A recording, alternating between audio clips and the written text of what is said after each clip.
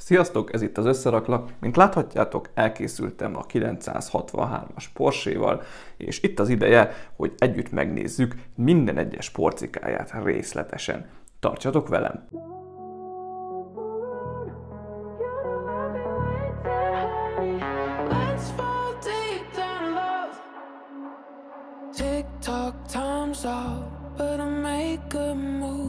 Nemrég került fel a csatornára ennek a versenyautónak az unboxing, speed build videója, most pedig ugye eljött a bemutató ideje. Láthatjátok, hogy a Lambohoz hasonlóan egy nagyon-nagyon-nagyon impozáns, nagyon szép színvilágú készletről van szó. Ugye ez a 963-as Porsche, ez egy Le Mans Daytona hibrid, tehát 24 órás versenyekre van tervezve. Ez egy prototípus versenyautó egyébként jelenleg. 2023-ban debütált először versenyen. Az autó neve lényegében tisztelgés a 962-es Porsche előtt. Ez az 1980-as, 1990-es éveknek az egyik legsikeresebb prototípus versenyautója volt egyébként. Na de nézzük is meg részletesen, nem szeretnék nagyon sokat dumálni magáról a történelmi háttérről, szerintem a modell az maga sokkal érdekesebb. Méreteit tekintve hasonló a Lamborghinihez, tehát majdnem 60 cm hosszú, olyan 24 cm széles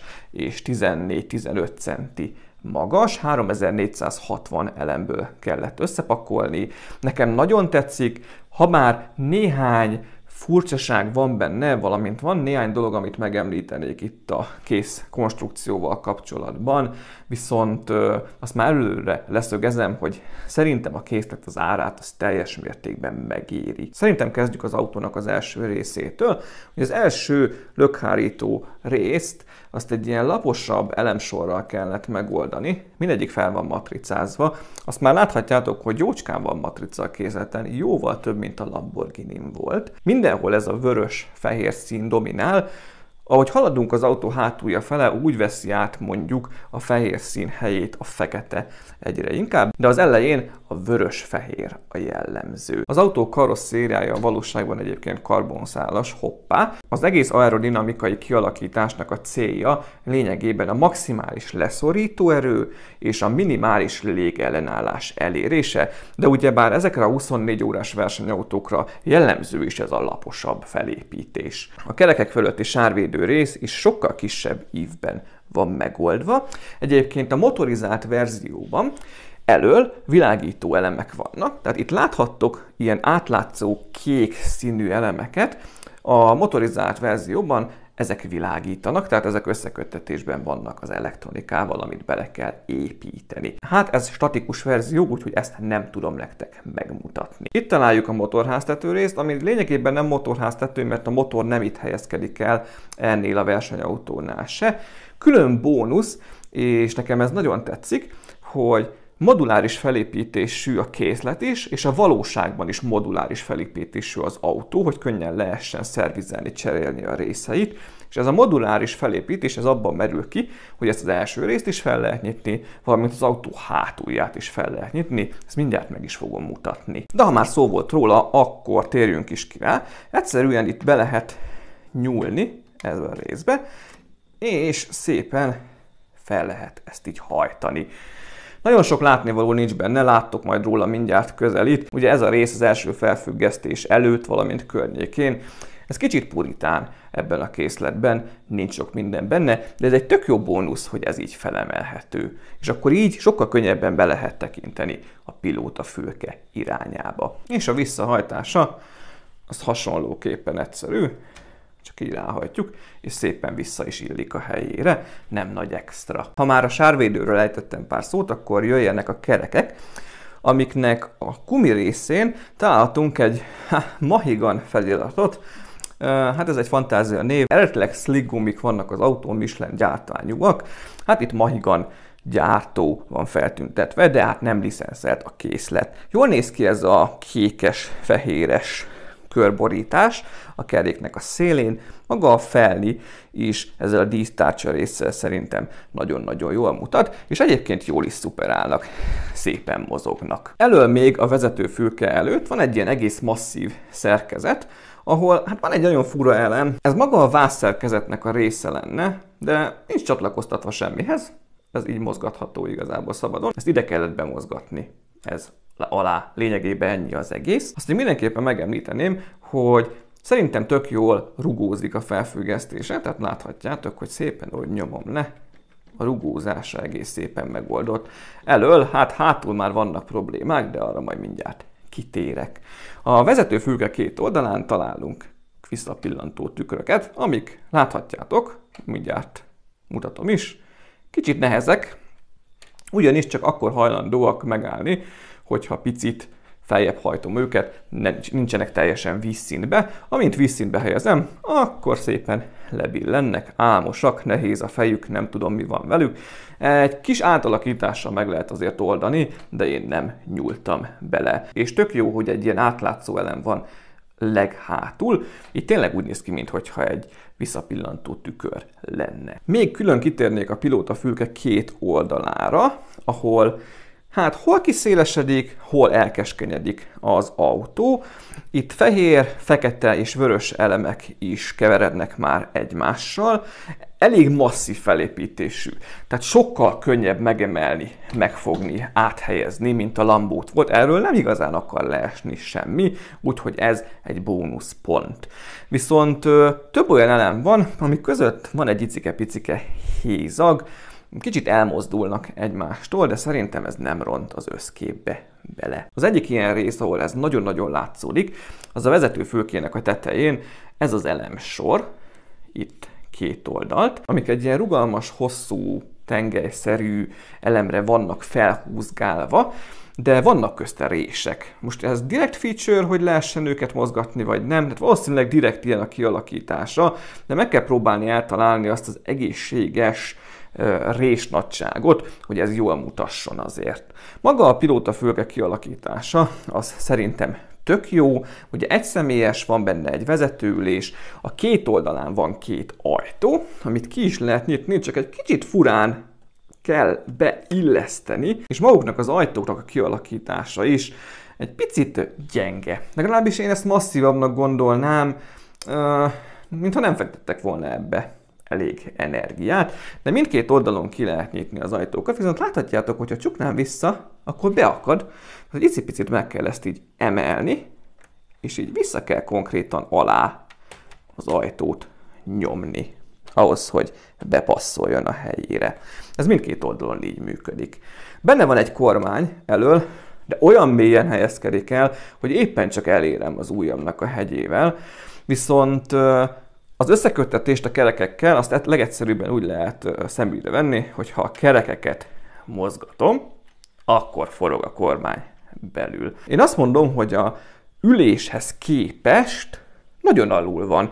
Tehát, hogyha én ebbe elképzelek egy teljes emberi alakot, mint pilótát, akinek mondjuk itt felülre esik a feje, hát hogy képes fogni azt a kormányt, mert nem hiszem, hogy ebbe olyan fekve helyezkedne el. Nem néztem képeket, lehet, hogy hülyességet beszélek, de nekem picit fura az arány benne. Ahogy haladunk hátra, megérkezünk ugye a hátsó motorrészhez, ami fölött végighúzódik egy hatalmas szárnyrész egészen hátra, fekete elemekből, ez nagyon-nagyon-nagyon jól néz ki.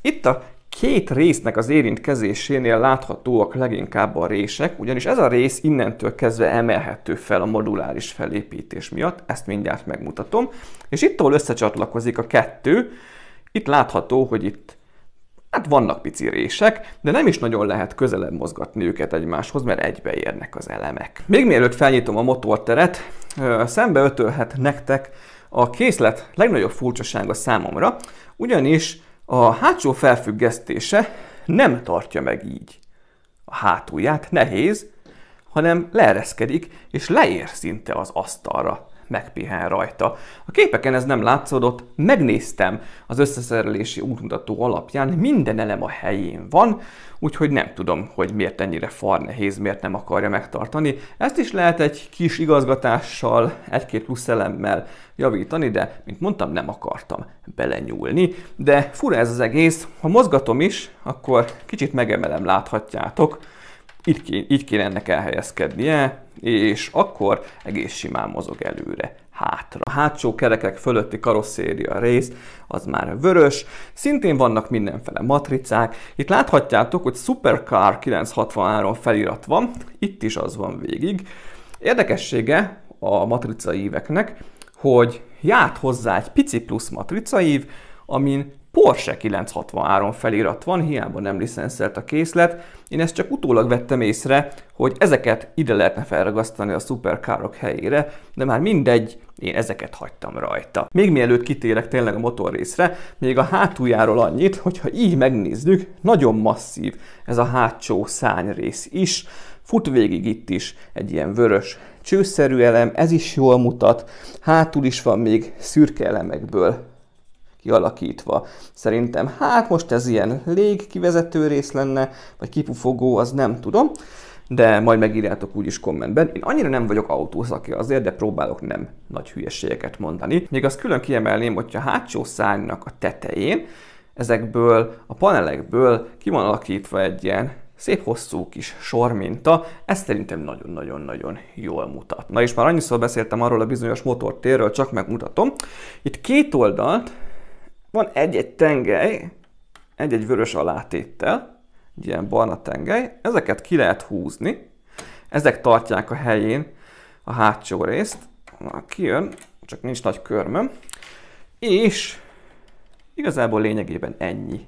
Így fel lehet hajtani gyönyörű szépen az egész hátsó karosszéria részt, és már is szemünk elé kerül ez a bizonyos V8-as ikerturbós 4,6 literes motor, és ebben az autóban egyébként hibrid rendszer van, tehát mellette van egy elektromos motor is, és egy 800 voltos aksi is helyet kapott benne. Itt láthatunk mindenfajta csőrendszereket, különféle rugókat, amik itt csak dekorációként szolgálnak, itt ezek a kék lengés csillapítók. Ezek valószínűleg a tolórudas felfüggesztési rendszert szemléltetnék, csak nincsenek semmilyen mozgóelemhez hozzá kapcsolva. Mindenfajta csövek, ilyen hosszú, fekete, vékony, hajlékony elemeket is kellett berakni, hát ezek az egyik legidegesítőbb részei voltak, az istennek se akartak a helyükön maradni, valamint a csöveknek a végei is éppen csak rácsatlakoznak a különféle tengelyekre, pinekre, úgyhogy hát nem nagyon nyúlkálnék hozzá, nehogy lepattanjanak.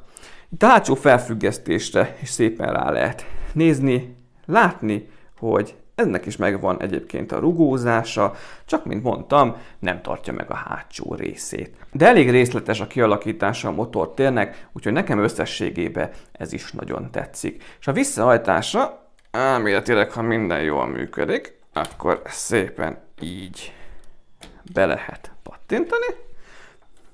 Itt is visszamegy a tengely, valamint itt is visszamegy, és már a helyére is került a hátsó karosszéria. Az autónak az aljára, még azért vessetek egy pillantást, a Lambónál is megmutattam, így néz ki konkrétan. Nem is tűnik egyébként ez az autó annyira nehéznek számomra, mint a Lamborghini volt. Gurulni szépen gurul, nem is akad úgy, mint a Lambónál. A kerekek is jól mozognak. Az RC meghajtást azt nem tudom sajnos megmutatni nektek, valamint a motorizált funkciókat. Mondhatnátok, hogy hát jó sok negatívumot soroltam föl. Nem is mondanám igazán negatívumnak, csak furcsaságok, mind a visszapillantó, mind a matricáknak a furcsasága. Nekem néhány matrica nagyon-nagyon elüt. Tehát a fehér színű elemeken lévő fehér matricák háttere is túl fehér. Tehát rikítanak, eltérnek az elemektől.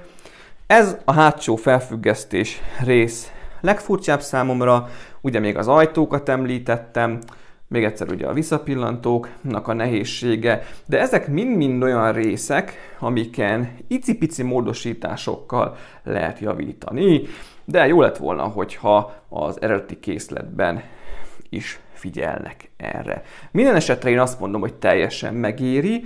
A statikus verzió az, ha jól tudom, szállítással együtt olyan 37 000 forint körül van, a dinamikus verzió az 49 000 forint. Na már most egy 1.8 scale-es versenyautó a Legónál olyan 170-180 000 forint körül van. Ahhoz képest ez ajándék, és szerintem gyönyörű szépen is néz ki. És az összeszerelése is egyébként jóval könnyebb procedúra volt, mint a Lambóé.